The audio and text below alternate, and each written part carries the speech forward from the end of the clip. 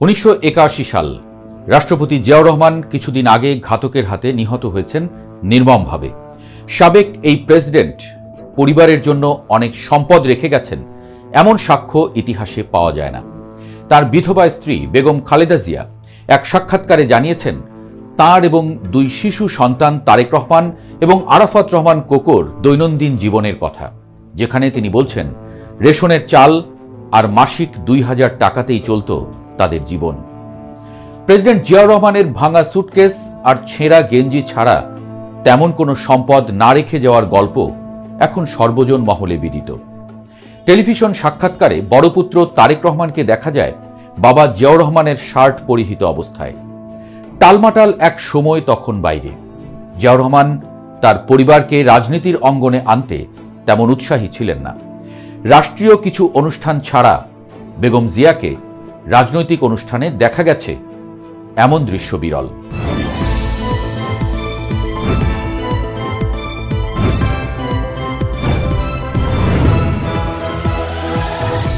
সেই খালেদা জিয়া স্বামীর মৃত্যুর পর রাজনীতিতে আসবেন তা অনুমান করা ছিল কঠিন।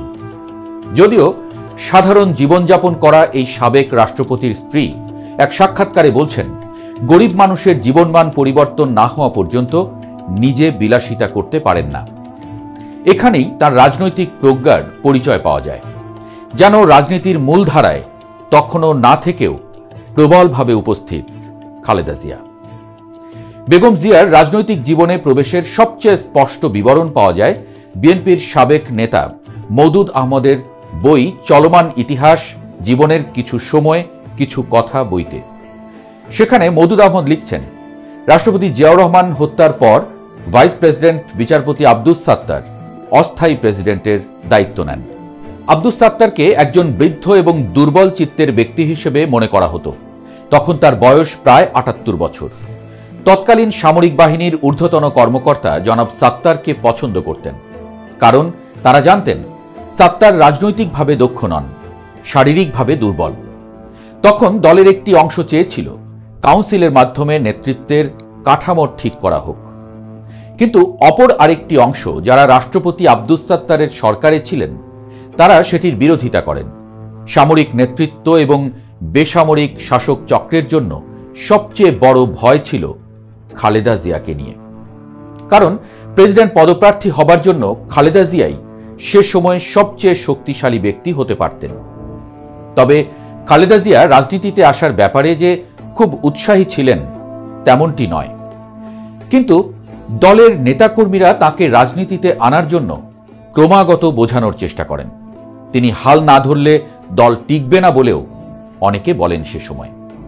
শেষ পর্যন্ত দলকে ঐক্যবদ্ধ রাখার জন্য খালেদা জিয়া রাজনীতিতে আসার সিদ্ধান্ত নেন। শিশু বয়সেই বাবাহারা সন্তানদের আগলে রাখা এক মা, যিনি আর গৃহকোণে কাটাতে পারলেন না আটপৌরে জীবন। বিএনপির ওয়েবসাইটে দেখা তথ্য অনুযায়ী 1982 সালের 3রা জানুয়ারি একজন রাজনৈতিক কর্মী হিসেবে খালেদা জিয়া আত্মপ্রকাশ করেন।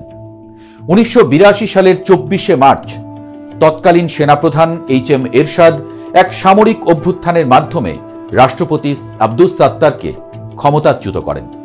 এরপর খালেদা জিয়ার থেমে যাওয়ার আর কোনো সুযোগ ছিল না। সিনিয়র ভাইস চেয়ারম্যান হিসেবে দায়িত্ব পালনের কয়েক মাস পরেই খালেদা জিয়া দলের ভারপ্রাপ্ত চেয়ারম্যান হন।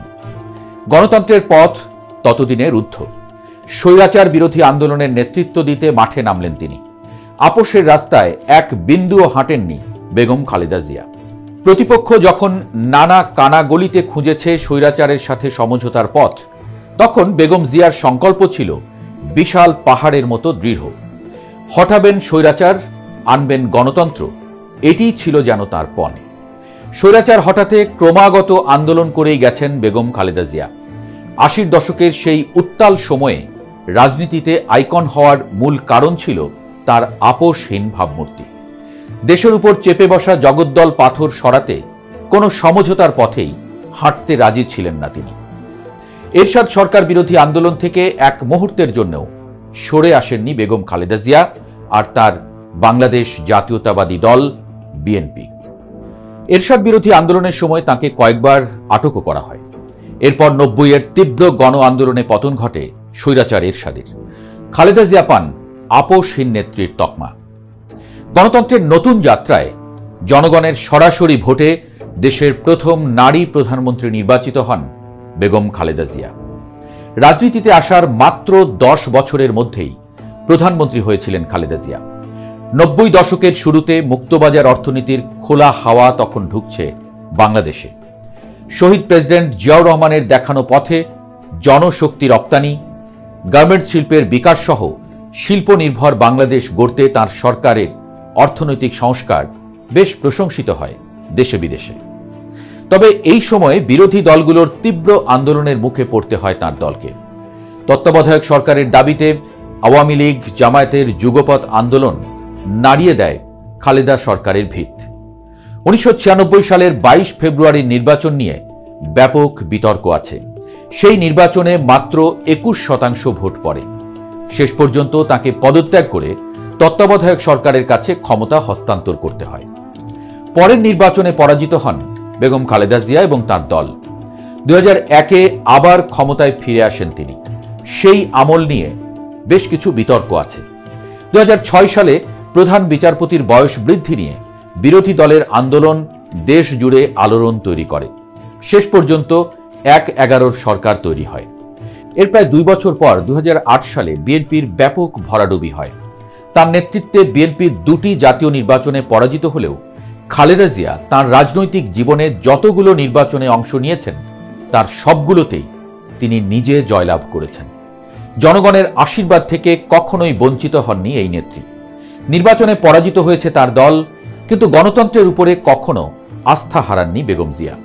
2008-এর পর বহু ঝড়ঝাপটা গেছে তার উপর দিয়ে।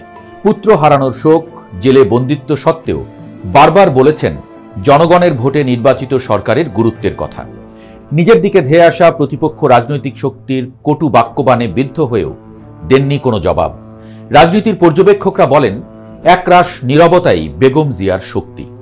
রাজনীতির জন্য কখনো নিজের ব্যক্তিত্ব বিসর্জন দিতে দেখা যায়নি তাকে। বৃদ্ধ বয়সে হাসপাতালে রোগের সাথে লড়ছেন গণতন্ত্রের এই আপোষহীন খেতাবপ্রাপ্ত নেত্রী। নেতাকর্মীদের পাশাপাশি যেভাবে দল মত নির্বিশেষে সাধারণ মানুষও খালেদা জিয়ার জন্য প্রার্থনা করছেন তা একজন রাজনৈতিক ব্যক্তিত্বের জন্য এক বিরল সম্মানই বটে।